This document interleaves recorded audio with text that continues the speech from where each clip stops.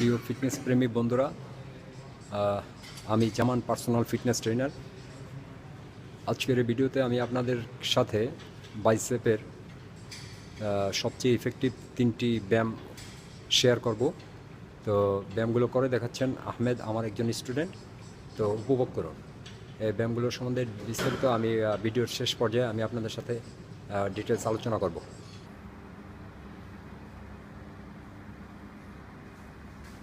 আজকে